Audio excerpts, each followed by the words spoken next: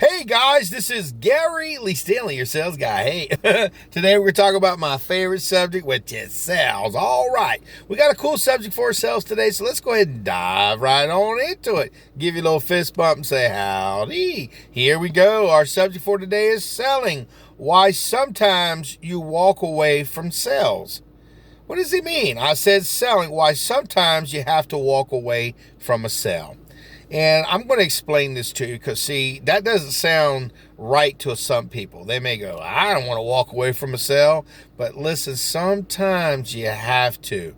The key to success when you're trying to sell something, you have to sell it above board. You have to sell it honestly, and you have to sell it at a price point that your company is willing to sell it for. And also, you got to remember, they got to make their money too, honey, and they got to pay the bills. So if you try to sell it too cheap or you sell it under cost, your company loses business, and you work on commission, so you may not even get a commission. I recently ran into a situation where I had a customer. They were very interested in my product. They were very interested in the information that I had to offer. They even called me to come out and see them. So I took the time out of my busy schedule to do what I do best. I sell stuff.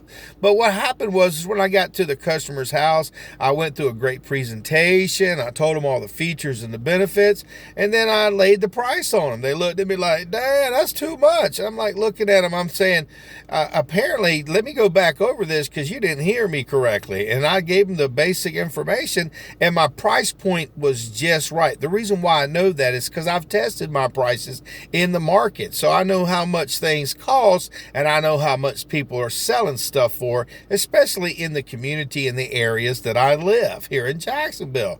If you live in some other parts of the country, down south, it may be a little bit cheaper. But see, here's the thing. When you work for a company, they have expectations on you, and you got to sell it at a price point where they can make their money. So that way they can pay you. They got to pay the people who do the service work. They got to pay the delivery driver. They got to do all the stuff. So if you undersell it, sometimes you just lose and the company loses. And sometimes you can lose your job because you sold it incorrectly. My name is Gary Lee Stanley, your sales guy. I told you I'd tell you the good, the bad, the ugly, and the warts and all, and everything that's got to deal with sales. And I'm going to tell you what, sometimes, like I just told you, selling, why sometimes you have to walk away from a sale. It don't feel good. It really don't. This particular customer, and I've had this happen to me before, that they went and did their research out on the internet, and Bob down the road, Mr. Jack down the road, mom and dad years and years ago had a particular service that costs a particular price, and they think, well, hell, if they got it for that kind of deal, then so should I. But see, here's the thing.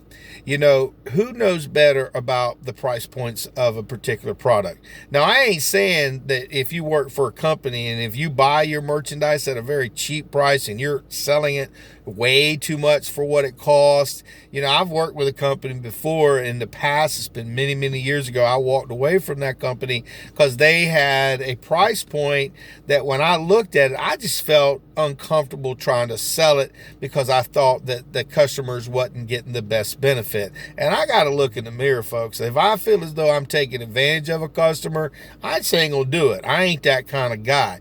Now, there are some folks out there that don't care about other people. They care about the magic dollar, and that's the way I used to be. But as I've gotten a little bit more mature, I don't want to lose my soul over no money. I just ain't gonna do it, honey. And if I perceive that the value is there for the customer, I'm gonna sell it. I mean, the company's got to make a profit. I don't give a daggone who you work for. If you're working for a company and they ain't making no profit, they gonna close their doors. Shut, boom, and you're done. And then you got to go out there and sell something else. And then you got to say, well, dang, I got to learn all this stuff. My name is Gary Lee Stanley, your sales guy. And our topic for today is selling. Why sometimes you have to walk away from a sale. Sometimes we can oversell. We can give them the world, and we can tell them all this good stuff, and then the expectations are really, really high. And then what happens is if you can't deliver what you're saying you're going to be able to do, if you are telling the customer it can do things that it's not going to be able to do, if you're telling the customers that, hey, man, if you don't get this particular product today, you're going to lose, they'll see through that. Sometimes people aren't as stupid as you think they are. They're pretty smart because, see, in the past, people didn't have this thing called the internet where they could do their research and look and see if there's something out there that they can get at a better price.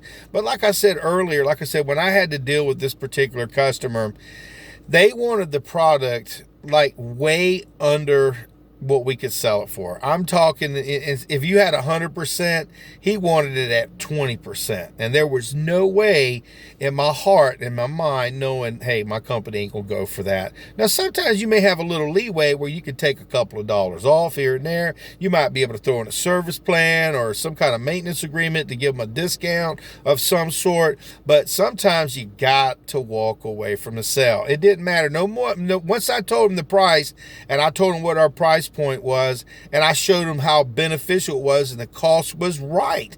And I even showed him, I said, look, this is what my clients are paying. And I showed him where our competitors were paying, charging at least $100 to $45 to $50 more for the same thing every month.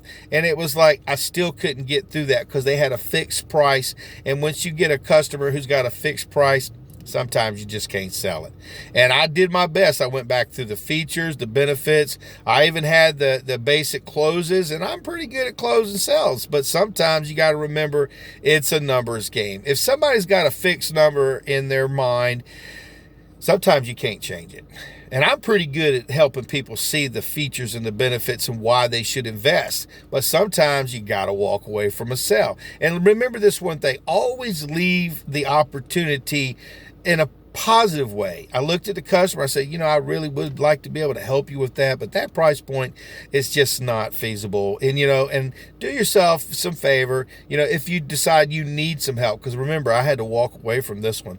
I hate to do it, but sometimes you have to, because see, you can't give away the store, baby, and expect the store to stay open. It don't work like that. And this customer wanted it for so cheap, but this is what I've learned. If you can't sell them, be kind to them. Tell them, hey, I'll always be there for you. This is the information. Now you know. And I say to them, I said, look, can I get back with you in another day or something? And what happens is sometimes they'll go do their research and find out, damn, he was a really good deal. But see, if we leave them with a bad taste in their mouth, we treat them like crap. We look at them like, damn, you can't get a better deal than that. Oh, no, that's not what I do. What I do is if I can't sell them right then and there, I'll treat them with respect. I'll give them a little bit of information. I'll treat them kindly. I'll talk, go back over the information, and I let them down. I let them down because, like I said, it's a numbers game. I'm not going to be able to sell every single person, but I damn sure asked for the order. Did you want to go ahead and go with that? And I do what I have to do. But see, if you leave them with a bad taste in their mouth, the next salesperson who comes along that works for your company or competitor may not even have that chance because they'll put up this big old guard. I know everything. I don't need no help. And see, here's the thing. I have had a lot of customers who at one point told me no, and then I left them in a positive way. And then later, when I went back to see them, because I go back and see people, I don't just call them over the phone. I go back out and see them at an inconvenient time. And I say, hey, listen, I remember the other day we had this conversation, or a couple of months we had this conversation. Do you have a few more minutes? We can go back over it. And then a lot of times, because you've had that previous opportunity to talk to them and you didn't treat them like crap, they are more inclined to go, you know what, I can fit it in my budget. Yeah, that was a good price. Yeah, that was a good color. Yeah, that was whatever. But it's how you leave the customer. Remember, my name is Gary Lee Stanley, your sales guy, and we're talking about selling, why sometimes you have to walk away from a sale. It doesn't feel good to have to do that, guys. It really sucks. And I've had to do this in my whole career because I've been in sales in one form or capacity since the 80s. I've had to do it a few times.